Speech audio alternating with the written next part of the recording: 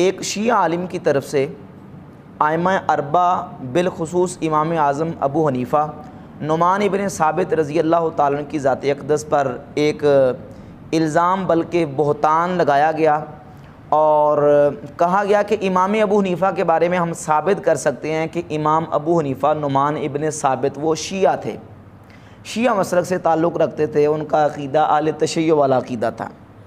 حالانکہ یہ بات بڑی مضحکہ خیز ہے اور یہ پہلی دفعہ منظر عام پر اس طرح کا کوئی الزام آیا ہے۔ اس سے پہلے ہمارے سننے میں یہ بات نہیں ہے کہ کسی نے یہ دعویٰ کیا ہو کہ الیاذ باللہ امام ابو حنیفہ رحمۃ اللہ وہ شیعہ تھے۔ یہ بات تو بالکل واضح ہے کہ امام اعظم ابو حنیفہ رحمۃ اللہ کی ذات گرامی قدر وہ اہل سنت و جماعت کے امام ہیں۔ اب شیعہ عالم نے امام ابو حنیفہ رحمۃ اللہ کو شیعہ ثابت کرنے کے لیے جو دلیل پیش کی ہے وہ دلیل یہ دی ہے کہ امام ابو حنیفہ رحمۃ اللہ کے شیعہ ہونے کی دلیل یہ ہے کہ انہوں نے سیدنا امام جعفر صادق رضی اللہ تعالیٰ عنہ سے 2 سال پڑھا ہے، تو یہ دلیل ہے کہ وہ شیعہ تھے کیونکہ وہ امام جعفر صادق کے شاگرد تھے۔ حالانکہ اگر اس بات کو دلیل وہ بناتے ہیں تو ہم تو اہل سنت و جماعت سرے سے اس بات کو تسلیم ہی نہیں کرتے جو وہ عقیدہ رکھتے ہیں کہ امام جعفر صادق وہ نعوذ باللہ شیعہ تھے۔ ہمارا تو اہل سنت کا عقیدہ ہے کہ ائمہ اہل بیت جو ہیں وہ تو خود اہل سنت و جماعت کا عقیدہ رکھتے تھے، بالخصوص سیدنا امام جعفر صادق رضی اللہ تعالیٰ عنہ جو کہ امام اعظم ابو حنیفہ رحمۃ اللہ کے استاذ بھی ہیں اور اہل بیت اطہار کے بہت بڑے عظیم المرتبت اور جلیل القدر امام ہیں، خود اہل سنت ہیں، ان کے عقائد وہی ہیں جو اہل سنت و جماعت کے عقائد ہیں۔ کیونکہ ہمارے عرف میں جو معروف اہل تشیع ہیں شیعہ انہی کو کہا جاتا ہے جو اہل بیت اطہار رضی اللہ تعالیٰ عنہ کی محبت میں غلو کر کے نبی کریم علیہ الصلوۃ والسلام کے صحابہ پر طعن اور تبرہ کرتے ہیں، جو اصحاب پیغمبر پر اور بالخصوص سیدنا ابو بکر صدیق عمر فاروق عثمان غنی رضی اللہ تعالیٰ عنہ پر تبرہ کرتے ہیں اہل بیت کی محبت میں غلو کر کے، ان کو شیعہ کہا جاتا ہے۔ اب امام جعفر صادق رضی اللہ تعالیٰ عنہ کی ذات گرامی قدر کو بھی دیکھتے ہیں، شیعہ سنی دونوں کتابوں کی روشنی میں امام جعفر صادق رضی اللہ تعالیٰ عنہ وہ تو نبی کریم علیہ الصلوۃ والسلام کے صحابہ کی عزت کرتے ہیں، ان کا احترام کرتے ہیں، شیعہ سنی دونوں کتابوں میں موجود ہے۔ امام جعفر صادق رضی اللہ تعالیٰ عنہ رشتے میں بھی سیدنا ابو بکر صدیق رضی اللہ تعالیٰ عنہ کے جو نا وہ نواسے لگتے ہیں۔ خود امام جعفر صادق رضی اللہ تعالیٰ عنہ سے ان کا جو ایک فرمان اہل تشیع کے بہت بڑے عالم ہیں اسماء و رجال کے علامہ مامکانی، یہ ان کی کتاب ہے تنقیح المقال فی علم رجال، اس کتاب کی جلد نمبر 3 صفحہ نمبر 73 پر لکھتے ہیں کہ امام جعفر صادق رضی اللہ تعالیٰ عنہ نے فرمایا کہ ولدنی ابو بکر مرتین، امام جعفر صادق فرماتے ہیں ابو بکر صدیق نے مجھے 2 مرتبہ جانا ہے۔ 2 مرتبہ جننے سے مراد کیا کہ امام جعفر صادق رضی اللہ تعالیٰ عنہ کی جو والدہ محترمہ حضرت سیدہ ام فروہ رضی اللہ تعالیٰ عنہ وہ باپ کے اعتبار سے بھی اور ماں کے اعتبار سے بھی ابو بکر صدیق رضی اللہ تعالیٰ عنہ کی ذات گرامی قدر آپ کی پوتی اور نواسی لگتی ہیں۔ اس کی تفصیل اہل تشیع کی معتبر کتابوں میں موجود ہے۔ یہ اہل تشیع کی قرآن مجید کے بعد سب سے مشہور اور معتبر کتاب ہے الاصول من الکافی۔ ابو جعفر محمد بن یعقوب الکلینی اپنی کتاب الاصول من الکافی کے اندر امام جعفر صادق رضی اللہ تعالیٰ عنہ کا جو والدہ کے اعتبار سے نسب مبارک ہے وہ ذکر کرتے ہیں۔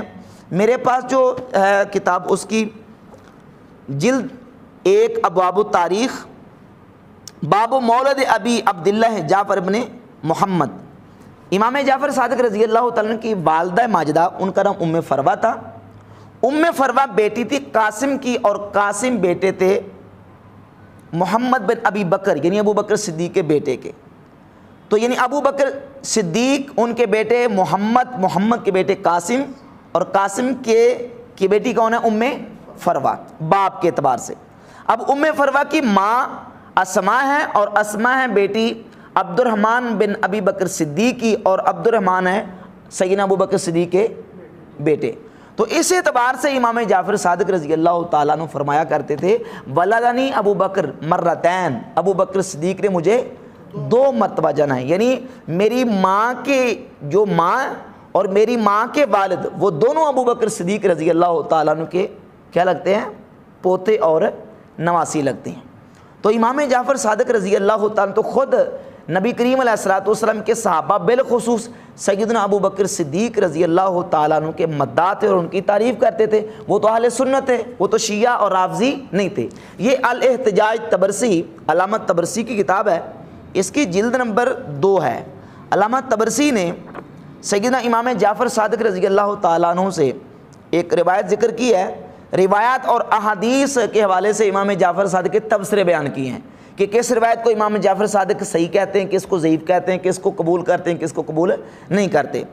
اس سے ہمیں غرض نہیں ہے، ہمیں غرض یہ کہ یہ کتاب چونکہ اہل تشیع کی ہے اور اس میں یہ جملہ امام جعفر صادق کی طرف منسوب ان کے مسلمات میں سے، اور ان کے ہاں یہ بات مسلمہ ہے کہ امام جعفر صادق نے یہ فرمایا۔ اور وہ جملہ کیا ہے؟ امام جعفر صادق فرماتے ہیں لست بمنکر فضل عمر ولکن ابا بکر افضل من عمر، کہتے ہیں میں عمر کی فضیلت کا منکر نہیں ہوں، ہاں لیکن یہ ہے کہ ابو بکر صدیق کو حضرت عمر سے افضل جانتا ہوں۔ یہ کسی رافضی کا تبرئی کا عقیدہ ہو سکتا ہے، یہ کس کا عقیدہ ہے؟ اہل سنت و جماعت کا۔ اور امام جعفر صادق رضی اللہ تعالیٰ کی ذات گرامی قدر کا تو یہاں تک آپ کا اصحاب پیغمبر صلی اللہ علیہ وسلم سے والہانہ محبت اور عقیدت کا اظہار تھا۔ یہ شرح نہج البلاغہ ابن ابی الحدید کی، نہج البلاغہ کی شرح ہے، اس کا جز نمبر 16، جز 16 کے صفحہ نمبر 271 پہ ابن ابی الحدید نہج البلاغہ کی شرح کرتے ہوئے امام جعفر صادق رضی اللہ تعالیٰ کا ذکر کرتے ہیں اور لکھتے ہیں کانا یتولاہ والمروی عن جعفر بن محمد علیہ السلام انہ کانا یتولاہما ویات القبر، کہ امام جعفر صادق ابو بکر اور عمر رضی اللہ تعالیٰ عنہ کے ساتھ تولا یعنی محبت رکھتے تھے، ان کے ساتھ پیار رکھتے تھے، ویات القبر اور ان کی قبر پر جاتے، فیسلم علیہما مع تسلیم ہی علی رسول اللہ صلی اللہ علیہ وسلم، جب رسول اللہ صلی اللہ علیہ وسلم کے روضہ اقدس پہ جا کے حضور کی بارگاہ اقدس میں سلام امام جعفر صادق پیش کرتے تھے تو ساتھ ابو بکر صدیق اور حضرت عمر فاروق رضی اللہ تعالی عنہما کو بھی سلام پیش کرتے تھے۔ تو یہ کسی رافضی تبرئی کا عقیدہ نہیں ہو سکتا۔ تو معلوم ہوا شیعہ سنی دونوں کتابوں سے کہ امام جعفر صادق رضی اللہ تعالیٰ عنہ کی ذات گرامی قدر وہ شیعہ نہیں تھے بلکہ وہ کیا تھے؟ سنی۔ اب امام جعفر صادق کے والد گرامی قدر ہیں امام محمد ابن علی امام باقر رضی اللہ تعالیٰ عنہ۔ امام محمد باقر رضی اللہ تعالیٰ عنہ بھی اہل سنت، ان کا عقیدہ وہی تھا جو اصحاب پیغمبر علیہم الرضوان کے بارے میں اہل سنت و جماعت کا عقیدہ ہے۔ یہ ہے کتاب کشف الغمہ فی معرفت الائمہ، علامہ اربلی اس کے لکھنے والے ہیں، اہل تشیع کے بہت بڑے عالم ہیں۔ یہ ان کی کتاب ہے کشف الغمہ فی معرفت الائمہ۔ اس کے صفحہ نمبر 147 پہ مشہور واقعہ آپ نے 12 مرتبہ سنا ہوگا کہ کسی شخص نے امام جعفر صادق رضی اللہ تعالیٰ عنہ سیدنا امام محمد باقر رضی اللہ تعالیٰ عنہ سے کہا کہ کیا کوئی بندہ اپنی تلوار کو چاندی کا کوئی زیور لگانا چاہے تو لگا سکتا ہے؟ تو آپ نے فرمایا کہ لا باس بہ قد حل ابو بکر صدیق سیفہ رضی اللہ تعالیٰ عنہ، فرماتے ہیں کوئی حرج نہیں ہے کیونکہ ابو بکر صدیق رضی اللہ تعالیٰ عنہ نے اپنی تلوار کو چاندی کا زیور لگایا ہے۔ جب آپ نے حضرت ابو بکر کو صدیق کہا تو اس شخص نے کہا فتقول صدیق، اے امام محمد باقر آپ بھی ابو بکر کو صدیق کہتے ہیں؟ تو امام محمد باقر رضی اللہ تعالیٰ عنہ کا رویہ کیا تھا؟ تو حدیث میں آتا ہے فَوَاسَبَ وَسْبَتًا وَاسْتَقْبَلَ الْقِبْلَةَ، امام محمد باقر آپ کھڑے ہو گئے اور قبلہ کی طرف منہ کر لیا اور منہ کر کے فرمانے لگے نعم الصدیق نعم الصدیق نعم الصدیق فمن لم یقل له الصدیق فلا صدق اللہ له قولا فی الدنیا ولا فی الآخرہ۔ فرمایا ہاں ابو بکر صدیق ہیں صدیق ہیں صدیق ہے، جو ابو بکر کو صدیق نہ مانے دنیا اور آخرت میں اس کا قول سچا نہ ہو وہ جھوٹا ہی ہے۔ تو امام محمد باقر رضی اللہ تعالیٰ عنہ بھی ابو بکر و عمر کی عزت کرتے ہیں، احترام کرتے ہیں، اور یہ عقیدہ کن کا؟ اہل تشیع کا یا اہل سنت کا؟ اہل سنت و جماعت کا۔ یہ نظریہ اہل سنت و جماعت کا ہے۔ یہ ہمارے عقائد کی کتابیں اس سے بری پڑی ہیں۔ امام محمد باقر رضی اللہ تعالیٰ فرمایا کرتے تھے حلیت الاولیاء میں امام ابو نعیم اصفہانی نے اس کو ذکر کیا، فرماتے لا نالتنی شفاعت محمد صلی اللہ علیہ وسلم ان لم اکن استغفر لہما واترحم لہما، فرماتے مجھے قیامت کے دن نانا مصطفیٰ محمد کریم صلی اللہ علیہ وسلم کی شفاعت نصیب نہ ہو اگر میں ابو بکر اور عمر کے لیے رحمت اور بخشش کی دعا نہ کرتا ہوں۔ تو ان کے ساتھ تولا اور محبت تھی، تبرہ نہیں تھا۔ تبرائیوں کو رافضی اور شیعہ کہا جاتا ہے، اور جو تولا رکھتے ہیں اصحاب پیغمبر کے ساتھ ان کو اہل سنت کہا جاتا ہے۔ تو نہ امام جعفر صادق شیعہ تھے، نہ امام محمد باقر شیعہ تھے، اور اس سے اوپر امام سیدنا زین العابدین رضی اللہ تعالیٰ عنہ جو کہ سیدنا امام الشہداء امام حسین کے شہزادے ہیں۔ مسند احمد بن حنبل میں امام احمد بن حنبل اس روایت کو لے کے جلد نمبر 5 صفحہ نمبر 30 پر امام زین العابدین رضی اللہ تعالیٰ سے حدیث نمبر 16268 مروی ہے، آپ سے پوچھا گیا کہ ما کان منزلۃ ابی بکر و عمر من النبی صلی اللہ علیہ وسلم، کہ اے امام زین العابدین سید الساجدین یہ فرمائیں کہ ابو بکر و عمر کا رسول اللہ صلی اللہ علیہ وسلم کی بارگاہ اقدس میں کیا مقام ہے؟ تو امام زین العابدین نے فرمایا منزلتہما الساعہ، جو ان کا اب مقام ہے کہ دونوں نبی کریم علیہ الصلوۃ والسلام کے پہلو میں آج روضہ مصطفیٰ میں لیٹے ہوئے۔ تو حضور کے صحابہ سے تولا اور محبت رکھنے والے کو کیا کہتے ہیں؟ سنی کہتے ہیں، ان کو شیعہ رافضی نہیں کہتے۔ اس سے اوپر آ جائیں امام سیدنا زین العابدین رضی اللہ تعالیٰ عنہ سے اوپر ان کے والد گرامی قدر سیدنا امام حسین رضی اللہ تعالیٰ، یہ اہل سنت کی مشہور کتاب ہے، تاریخ کی معتبر کتاب ہے الکامل فی التاریخ، ابن اسیر امام جزری علیہ رحمہ کی، اس کی جلد نمبر 3 کے صفحہ نمبر 287 پہ میدان کربلا میں امام حسین رضی اللہ تعالیٰ عنہ کا جو خطبہ ہے، اس خطبے کو امام ابن اسیر جزری نے الکامل فی التاریخ میں ذکر کیا۔ اس خطبے میں امام حسین رضی اللہ تعالیٰ عنہ کیا فرماتے ہیں؟ اہل سنت کا تذکرہ کرتے ہوئے فرماتے ہیں کہ میں اور میرے بھائی امام حسن وہ ہیں جن کے لیے رسول اللہ صلی اللہ علیہ وسلم نے فرمایا انتما سیدہ شباب اہل الجنہ وقرۃ عین اہل سنہ، کہ اے حسن حسین تم دونوں جنتی نوجوانوں کے سردار اور اہل سنت کی آنکھوں کی ٹھنڈک۔ تو امام حسن حسین بھی کیا تھے؟ سنی، امام زین العابدین بھی سنی، امام محمد باقر بھی سنی، امام جعفر صادق رضی اللہ تعالیٰ عنہ بھی سنی۔ تو امام ابو حنیفہ نے اگر امام جعفر صادق رضی اللہ تعالیٰ عنہ کی شاگردی کی ہے تو وہ اہل سنت ہی تھے، اور وہ اپنے استاد بھی ان کے اہل سنت تھے، اور وہ شاگرد جو تھے وہ بھی کیا تھے؟ اہل سنت تھے۔ امام حسین رضی اللہ تعالیٰ عنہ سے اوپر چلے جائیں، سیدنا مولا علی مرتضیٰ شیر خدا کرم اللہ تعالیٰ وجہ الکریم، جو کہ ہمارے ایمان کا حصہ ہیں، سیدنا مولا علی مرتضیٰ سے پوچھا گیا، صحیح بخاری حدیث نمبر 3671 ہے، آپ کے بیٹے محمد ابن حنفیہ نے ہم سے پوچھا ای الناس خیر بعد رسول اللہ صلی اللہ علیہ وسلم، ابو جان یہ فرمائیں کہ رسول اللہ صلی اللہ علیہ وسلم کے بعد حضور کی امت میں سب سے بہترین اور افضل شخصیت کون ہے؟ تو سیدنا مولا علی نے فرمایا ابو بکر۔ قال قلت ثم من، میں نے پھر کہا کہ ابا جان یہ ان کے بعد کون ہے؟ فرمایا عمر۔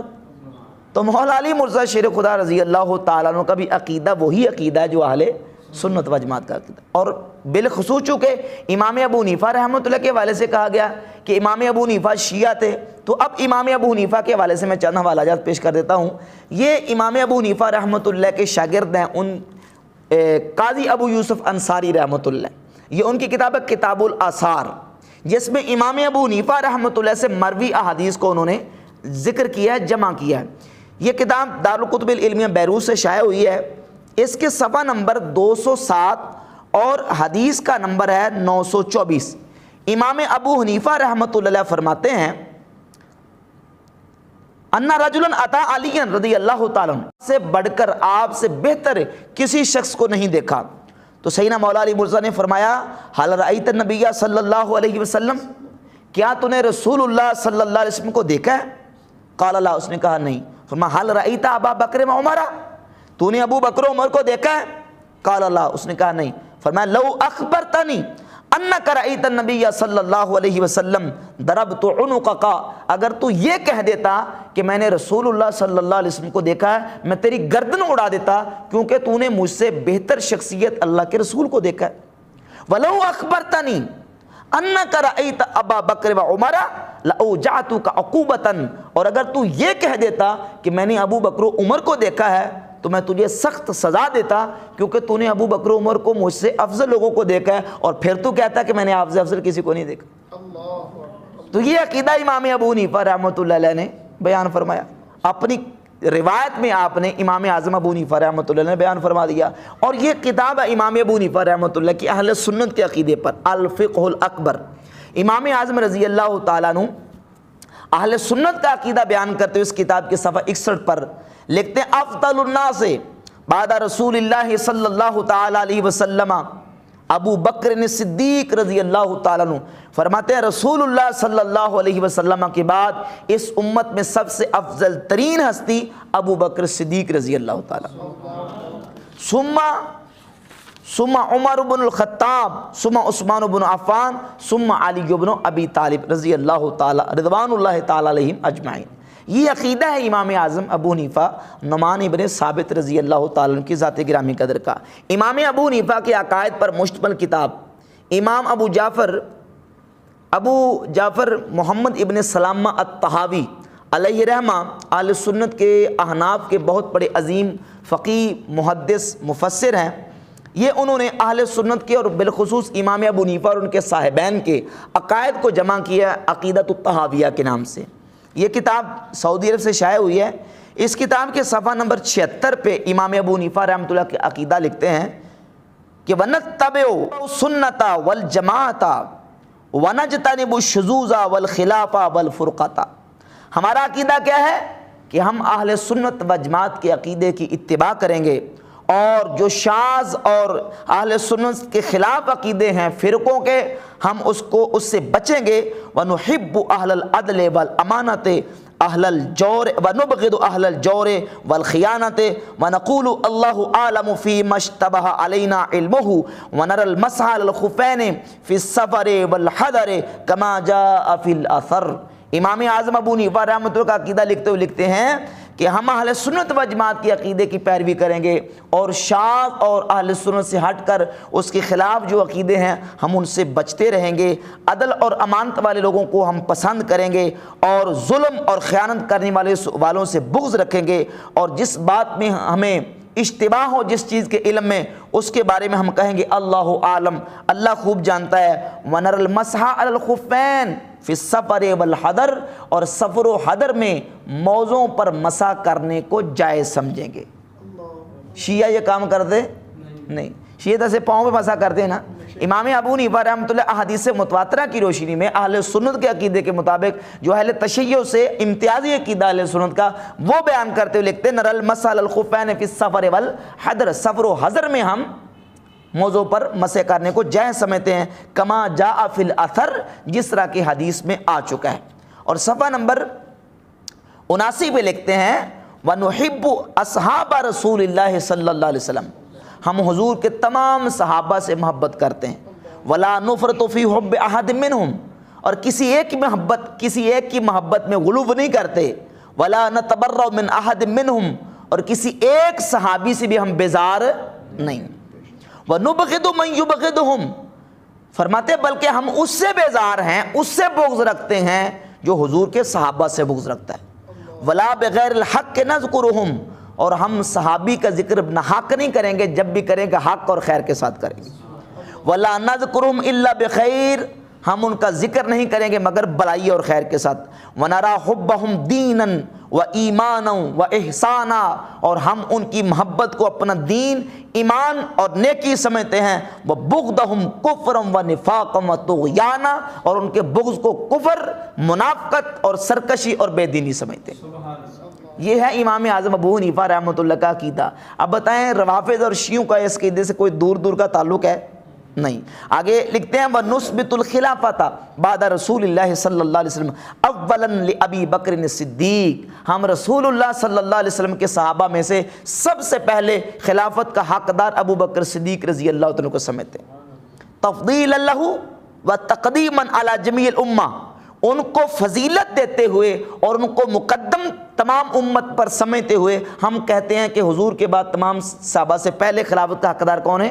ابو بکر صدیق، ثم لعمر بن الخطاب، ثم لعثمان بن عفان، ثم لعلی بن ابی طالب، وهم الخلفاء الراشدون والائمۃ المہدیون، یہ تمام خلفاء راشدین ہیں اور یہ تمام ائمہ مہدی یعنی ہدایت والے امام ہیں۔ یہ ہے امام اعظم ابو حنیفہ رحمۃ اللہ کا عقیدہ۔ امام اعظم رضی اللہ تعالیٰ عنہ کا عقیدہ بالکل واضح آپ کی کتابوں میں اور آپ کے حوالے سے جو عقائد پہ کتابیں لکھی گئی ہیں ان میں پوری صراحت و وضاحت کے ساتھ موجود ہے۔ یہ امام ابو حنیفہ کے عقیدوں پر ایک کتاب لکھی گئی ہے، امام قاضی عماد الاسلام ابو العلا سعید بن محمد بن احمد الاستوائی نیساپوری المتوفہ 432 ہجری، اس کے صفحہ 184 پہ لکھتے ہیں کہ ابو حمزہ سکری کہتے ہیں میں نے امام ابو حنیفہ سے بڑھ کر کسی عالم کو نہیں پایا جس نے حضور کے صحابہ کے بارے میں بہترین سے بہترین بات کی۔ کہتے ما رأیت احد من العلماء احسن قولا فی اصحاب النبی صلی اللہ علیہ وسلم، صحابہ کے بارے میں بہترین قول اگر میں نے کسی کا پایا ہے تو وہ امام ابو حنیفہ رحمۃ اللہ کا پایا۔ وکان یؤتی کل ذی حق حقہ من الفضل، امام ابو حنیفہ ہر حق والے کو اس کا حق دیتے تھے۔ وما ذکر واحد منہم بالنقص، امام ابو حنیفہ نے کسی صحابی کا نقص اور برائی کے ساتھ ذکر نہیں کیا۔ حتی مدال سبیل ہی رضی اللہ تعالیٰ، حتیٰ کہ وہ آخرت کے مسافر اور راہی بن گئے، انہوں نے نبی کریم علیہ السلام کے صحابہ میں سے کسی صحابی کے بارے میں کوئی جملہ غلط نہیں کہا۔ اور 185 صفحہ پہ بالکل واضح دو ٹوک لکھا ہے افضل الناس بعد النبی صلی اللہ علیہ وسلم ابو بکر و عمر و عثمان و علی رضی اللہ تعالی عنہم۔ اچھا، اس کے بعد اسی کتاب کے صفحہ نمبر 190 پر امام عبداللہ ابن مبارک جو کہ امام ابو حنیفہ رحمۃ اللہ کے شاگرد ہیں، انہوں نے پوچھا امام ابو حنیفہ رحمۃ اللہ سے کہ حضور میں نے کچھ کتابیں لکھی ہیں اور میں کچھ آثار جمع کرنا چاہتا ہوں، تو آپ مجھے حکم فرمائیں کہ میں کس طریقے سے آثار کو جمع کروں۔ ارید ان اکتب من الاثار، کچھ آثار میں جمع کرنا چاہتا ہوں۔ فامن احمل، میں کن کن سے آثار کو روایات کو جمع کروں؟ تو امام ابو حنیفہ نے فرمایا ان کل عدل فی ہواہ الا الرافضہ، اے عبداللہ بن مبارک ہر اس عادل شخص سے روایت کو لے کے جمع کر لو جو ہوائے نفسانی سے دور ہے اور ہوائے نفسانی خواہشات نفسانی سے بچنے والا ہے، ہر اس بندے سے روایت لے لو الا الرافضہ، مگر رافضی سے روایت نہیں لینی۔ رافضی سے روایت، رافضی کس کو کہتے ہیں؟ جو نبی کریم علیہ السلام کے صحابہ پر تبرہ کرتا ہے، صحابہ کا دشمن ہے اور صحابہ کے بارے میں بغض رکھتا ہے، فرماتے الا الرافضہ۔ کیوں ان سے نہیں لینی؟ فإن اصل عقدہم تدلیل اصحاب النبی صلی اللہ علیہ وسلم، ان کا تو کام ہی یہ ہے کہ وہ نبی کریم علیہ السلام کے صحابہ کو گمراہ سمجھتے ہیں، صحابہ کی گمراہی بیان کریں گے، تدلیل اصحاب النبی صلی اللہ علیہ وسلم، صحابہ کو گمراہ قرار دیں گے۔ فضل ابا بکر و عمر و احب علی و عثمان، ابو بکر و عمر کو فضیلت دے اور عثمان و علی سے محبت کر۔ ولا تحمل الاثار امن لا يحبهم، اور جو ان سے محبت نہ رکھے اس سے حدیث نہ لے، اس سے حدیث۔ اب آپ اندازہ خود کر لیں کہ یہ الزام اور بہتان، اس کی حقیقت بالکل کھول کے سامنے آ جاتی ہے، اور یہ اس کا حقیقت سے کوئی دور دور کا تعلق نہیں سوائے بہتان اور الزام کے۔ امام اعظم ابو حنیفہ رحمۃ اللہ تعالی آپ ایک شرعی مسئلہ بیان کرتے ہوئے بیان کرتے ہیں صفحہ 197 اسی کتاب کے، کتاب الاعتقاد کے، کہ نماز کس کے پیچھے پڑھنی چاہیے؟ فرماتے لا یصلی خلف جہمی ولا رافضی ولا قدری، جہمی کے پیچھے، رافضی دشمن صحابہ کے پیچھے، اور تقدیر کے منکر کے پیچھے نماز نہ پڑھو۔ تو یہ ہے امام ابو حنیفہ رحمۃ اللہ کا عقیدہ۔ اب یہ کہنا کہ امام ابو حنیفہ رحمۃ اللہ امام جعفر صادق سے چونکہ پڑھے ہیں تو اس لیے وہ شیعہ تھے، تو یہ بات بالکل سرے سے حقیقت کے مطابق نہیں۔ ہم کہتے ہیں امام جعفر صادق رضی اللہ تعالیٰ ہمارے امام ہیں، اہل سنت کے امام ہیں۔ کیوں؟ اس لیے کہ ان کا عقیدہ وہی عقیدہ تھا جو اہل سنت و جماعت کا عقیدہ ہے۔ باقی رہی اس شیعہ ذاکر یا عالم کی بات، انہوں نے کہا کہ امام ابو حنیفہ رحمۃ اللہ علیہ جو ہے نا، وہ اصل میں قیاس کو قرآن و سنت پر، استحسان کو قرآن و سنت پر ترجیح دیتے تھے، اور ایک بالکل من گڑت اور الٹا واقعہ بیان کیا، اور بالکل حقیقت کے برعکس الٹا کر کے واقعہ بیان کرتے. میں اس کو ذرا آپ کے سامنے پیش کرتا ہوں. پہلے یہ سمجھیں کہ امام اعظم ابو حنیفہ رحمۃ اللہ کا اسلوب کیا تھا مسائل کو اخذ کرنے کا. ہمارے ہاں 4 دلیلیں ہیں. کتنی دلیلیں ہیں؟ 4. کتاب، سنت، اجماع اور قیاس. سب سے پہلے مسئلہ قرآن مجید سے، پھر سنت سے، پھر اجماع سے، پھر قیاس سے. اگر کتاب و سنت میں مسئلہ موجود ہے تو پھر وہاں قیاس نہیں چلے گا. یہی اصول اور رول امام اعظم ابو حنیفہ رحمۃ اللہ کا. یہ کتاب الانتقاء فی فضائل ثلاثۃ الفقہاء، فی فضائل الائمۃ ثلاثۃ الفقہاء، امام ابن عبد البر اندلسی کی یہ کتاب الانتقاء. اس میں امام اعظم ابو حنیفہ رحمۃ اللہ کا اصول بیان کیا ہے، آپ کا اسلوب، کہ امام ابو حنیفہ رحمۃ اللہ کسی مسئلے کا استخراج و استنباط کرنے کے لیے کیا اسلوب اختیار کرتے تھے. صفحہ 346 پہ امام اعظم ابو حنیفہ رحمۃ اللہ فرماتے ہیں: اذا لم يكن في کتاب اللہ ولا فی سنت رسول اللہ صلی اللہ علیہ وسلم نظرت فی اقاویل اصحابہ. سب سے پہلے ہم مسئلہ اللہ کی کتاب سے دیکھیں گے. قرآن سے اگر مسئلہ مل جائے تو فبیا، اگر قرآن سے نہیں ملتا تو پھر ہم اللہ کے رسول علیہ السلام کی سنت سے، اگر سنت سے نہیں ملتا تو پھر صحابہ کے اقوال کو دیکھیں گے، صحابہ سے کے اقوال سے ہم مسئلہ تلاش کریں گے. اور اگر پھر بھی نہ ملے تو پھر اگر تابعین کے اقوال آئیں گے تو زاہمناہم، فرماتے ہم ان سے مزاحمت کریں گے، پھر ہم اجتہاد سے کام لیں گے. اور یہ جو میں نے دلائل اربع پیش کیے ہیں یہ حدیث صحیحہ سے موجود ہے کہ نبی کریم علیہ الصلوۃ والسلام نے خود ان کی ترغیب ارشاد فرمائی اور ان کو نبی کریم علیہ السلام نے پسند کیا. مشہور حدیث ہے، فقہا کے ہاں بڑی معتبر اور قابل احتجاج حدیث ہے. سیدنا حضرت معاذ ابن جبل رضی اللہ تعالیٰ سے سنن ابی داؤد میں اور سنن کبری بیہقی میں، جامع ترمذی میں، سنن دارمی میں، مسند احمد بن حنبل میں سند صحیح کے ساتھ یہ حدیث موجود ہے. سنن ابی داؤد میں 3592 نمبر، جامع ترمذی میں 1327 نمبر، سنن دارمی میں 168 نمبر اور مسند احمد بن حنبل میں جلد 5 صفحہ 230 پر یہ حدیث موجود ہے. نبی کریم علیہ الصلوۃ والسلام نے جب یمن کی طرف حضرت معاذ بن جبل رضی اللہ تعالیٰ کو قاضی بنا کے بھیجا تو نبی کریم علیہ السلام نے فرمایا کہ اذا عرض لک قضا، اے معاذ جب تجھے فیصلہ کرنے پڑے گا تو کس طرح فیصلہ کرے گا؟ تو عرض کی اقضی بکتاب اللہ، حضور میں اللہ کی کتاب سے فیصلہ کروں گا. فرمایا ان لم تجد فی کتاب اللہ، اگر تو اللہ کی کتاب قرآن میں نہ پائے مسئلہ تو پھر تو کہا کہ اقضی بسنت رسول اللہ صلی اللہ علیہ وسلم، میں اللہ کے رسول علیہ السلام کی سنت سے مسئلے کا حل کروں گا. فی سنت رسول اللہ، اگر تو رسول اللہ کی سنت میں نہ پائے تو پھر تو انہوں نے عرض کی کہ اجتہد برأیی ولا آلو، حضور پھر میں اپنی رائے سے اجتہاد کروں گا، اس میں کوئی کمی کوتاہی نہیں کروں گا.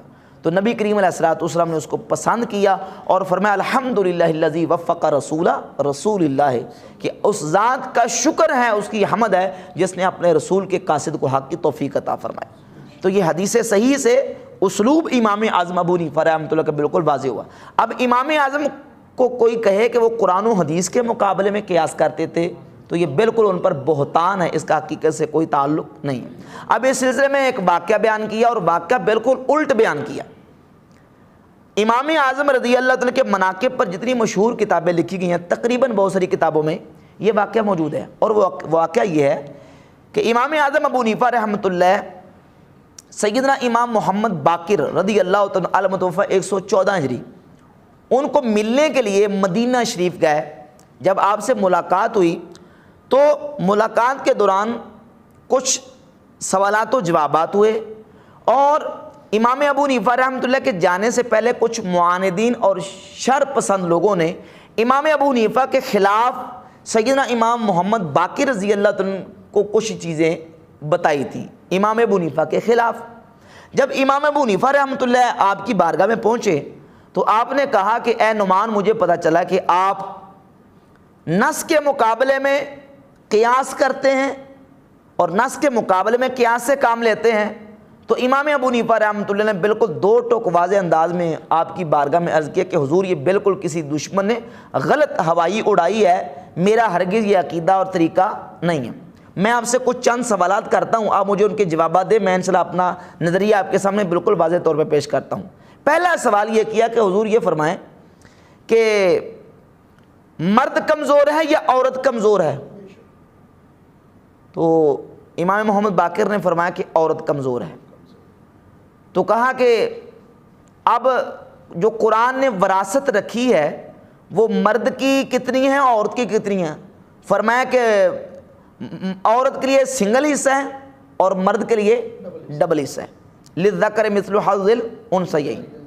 کہا حضور میرا بھی یہی عقیدہ ہے، اگر میں نص کے مقابلے میں قیاس کرتا ہوتا تو قیاس کا تقاضا یہ ہے کہ جو کمزور ہے اس کو حصہ ڈبل دیا جائے، اس کو زیادہ دیا جائے۔ حالانکہ میں قیاس پر عمل نہیں کرتا، بلکہ قرآن میں جو نص آ چکی ہے اس کے مطابق میں بھی کہتا ہوں کہ عورت کو سنگل اور مرد کو ڈبل حصہ ملنا چاہیے۔ دوسری گزارش آپ کی بارگاہ میں میری یہ ہے، یہ فرمایا کہ نماز افضل ہے کہ روزہ افضل ہے؟ تو آپ نے فرمایا کہ نماز افضل ہے۔ تو عرض کی کہ اب نص آ چکی، اب قیاس کا تقاضا یہ ہے کہ جو افضل چیز ہے اس کو عورت کے ایام مخصوصہ میں حکم دیا جائے کہ اس کو قضا کیا جائے، اور جو مفضول ہے اس کو چھوڑ دیا جائے۔ یعنی عورت کو ایام مخصوصہ میں یہ حکم ہونا چاہیے کہ اگر وہ ایام مخصوصہ میں پیریڈ اس کو آ جاتے ہیں تو نماز کا مسئلہ بھی ہوتا ہے، روزے کا بھی ہوتا ہے، تو وہ روزہ تو قضا نہ کرے، البتہ نماز قضا کر لے، کیونکہ نماز افضل ہے۔ قیاس کا تقاضا یہ ہے، لیکن میں قیاس پہ عمل نہیں کرتا، بلکہ قرآن نے جو حکم دے دیا ہے کہ وہ نماز کو قضا نہیں کرے گی، روزے کو قضا کرے گی، لہذا میں نص کے مطابق چلتا ہوں۔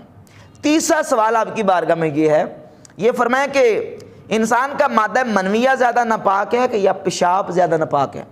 تو آپ نے فرمایا کہ پیشاب زیادہ ناپاک ہے۔ تو عرض کی کہ حضور اگر میں قیاس کے مطابق حکم دیتا ہوتا تو قیاس کا تقاضا یہ ہے کہ جو زیادہ ناپاک ہے اس کے جسم سے نکلنے سے غسل واجب ہو، اور جو کم ناپاک ہے اس کے جسم سے نکلنے سے غسل واجب نہ ہو۔ لیکن میں قیاس کے مطابق حکم نہیں دیتا، میں نص کے مطابق حکم دیتا ہوں کہ مادہ منویہ کے جو ہے نا نکلنے کے وقت غسل واجب ہوگا، پیشاب کے جسم سے نکلنے کے وقت غسل واجب نہیں ہوگا۔ تو امام محمد باقر رضی اللہ تعالیٰ نے جب امام اعظم ابو حنیفہ رحمۃ اللہ کی یہ باتیں سنی، متعدد کتابوں میں ساری تفسیر موجود ہے، الانتقاء میں امام ابن عبد البر اس کو لے کے آئے ہیں، وہ سوالات امام اعظم ابو حنیفہ رحمۃ اللہ سے جو کیے گئے، امام اعظم نے جو کیے امام محمد باقر سے، تو ان کو سن کے امام محمد باقر نے فرمایا قال ابو جعفر ما احسن ہدیہ وسمتہ وما اقصر فقہہ، فرمایا اس شخص کا تو طور طریقہ کتنا عمدہ ہے اور یہ کتنا سمجھدار شخص ہے۔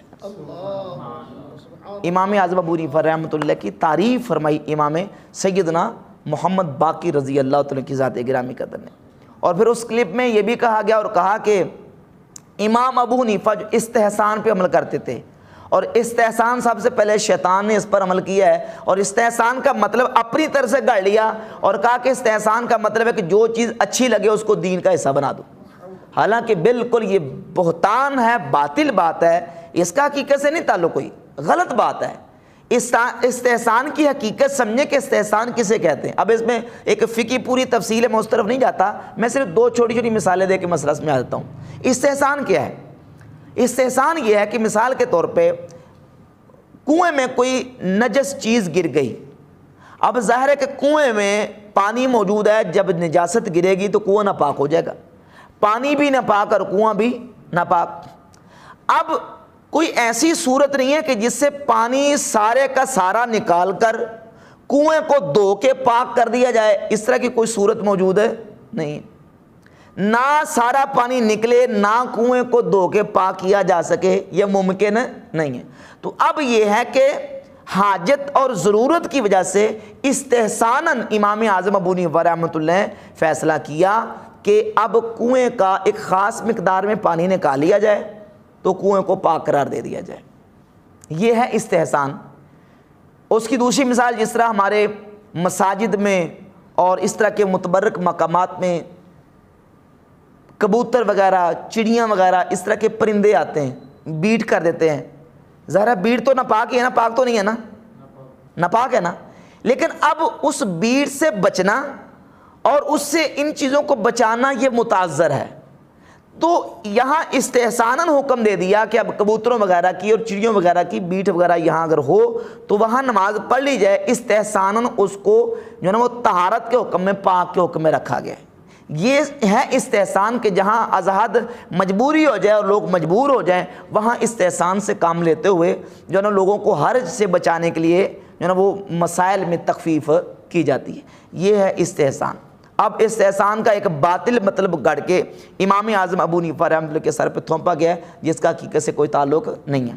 تو بحمدہ تعالیٰ اہل سنت و جماعت کا عقیدہ اور امام اعظم ابو حنیفہ رحمۃ اللہ عقیدہ وہی ہے جو شروع سے چلا آ رہا ہے۔ باقی ائمہ اربعہ کے بارے میں بات کی گئی، ان میں سے میں صرف ایک حوالہ امام محمد بن ادریس شافعی رحمۃ اللہ کا پیش کر دیتا ہوں۔ امام مالک رحمۃ اللہ کے عقائد تفصیل کے ساتھ موجود ہیں، امام احمد بن حنبل رحمۃ اللہ کے عقائد بھی ان کی کتابوں میں موجود ہیں۔ یہ امام شافعی رحمۃ اللہ کا دیوان ہے، اس کے صفحہ نمبر 54 پہ امام محمد ابن ادریس شافعی رحمۃ اللہ علیہ لکھتے ہیں، فرماتے ہیں خلفائے راشدین کی شان میں اہل سنت کا عقیدہ۔ انہوں نے کہا کہ امام شافعی بھی شیعہ تھے۔ امام شافعی کیا فرماتے ہیں؟ فرماتے ہیں وَأَنَّ أَبَا بَكْرٍ خَلِيفَةُ رَبِّهِ، أَنَّ أَبَا بَكْرٍ خَلِيفَةُ رَبِّهِ وَكَانَ أَبُو حَفْصٍ عَلَى الْخَيْرِ يَحْرِصُ وَأُشْهِدُ رَبِّي أَنَّ عُثْمَانَ فَاضِلٌ وَأَنَّ عَلِيًّا فَضْلُهُ مُتَخَصِّصُ آئمَّةُ قَوْمٍ يُهْتَدَى بِهُدَاهُمْ لَحَلَّهُمْ مَنْ إِيَّاهُمْ يَتَنَقَّصُ۔ فرماتے ہیں ابو بکر خلیفہ رب کے خلیفہ ہیں اور ابو حفص عمر ابن خطاب وہ نیکیوں پر بڑے حریص ہیں۔ اشہد ربی ان عثمان فاضل، میں اپنے رب پر یہ گواہی دیتا ہوں کہ عثمان بڑے فضیلت والے ہیں۔ وان علی فضلہ متخصص، اور مولا علی کی فضیلت بھی خاص ہے۔ ائمۃ قوم یہتدی بہداہم، فرماتے ہیں یہ قوم کے امام ہیں جن سے ہدایت لی جاتی ہے۔ لحلہ من ایہم یتنقص، جو ان کی تنقیص کرتا ہے اللہ اس کو خیر سے محروم کر دے، اللہ اس کو تباہ و برباد کر دے، جو نبی کریم علیہ السلام کے خلفائے راشدین کی تنقیص کرتا ہے۔ یہ بتائیں رافضیوں کا عقیدہ ہے کہ سنیوں کا عقیدہ ہے؟ تو یہ میں نے حالانکہ یہ باتیں کرنے والی تو نہیں ہے، ضرورت نہیں حوالے دینے کی، یہ تو بالکل بدیہی بات ہے کہ ائمہ اربعہ اہل سنت کے امام ہیں، لیکن اس طرح کے لوگ ہوائیاں اڑا دیتے ہیں، تو ان کی تسلی کے لیے اس طرح کی چیزیں حوالے پیش کرنا ضروری ہیں۔ اللہ کے فضل و کرم سے دلائل کے ساتھ میں نے واضح کر دیا کہ ائمہ اہل بیت بھی اہل سنت کا عقیدہ رکھتے ہیں۔ امام جعفر صادق، امام محمد باقر، امام زین العابدین، سیدنا امام حسین سید الشہداء رضی اللہ عنہ، مولا علی مرتضی شیر خدا کرم اللہ تعالی وجہ کریم، اور ائمہ اربعہ امام اعظم ابو حنیفہ، امام مالک، امام محمد بن ادریس شافعی اور امام احمد بن حنبل رحمۃ اللہ تعالی علیہم، یہ تمام اہل سنت و جماعت کے عقیدے پر ہیں۔ اللہ تعالیٰ میں انہی کے عقیدے پر زندگی اسی پر موت عطا فرمائے۔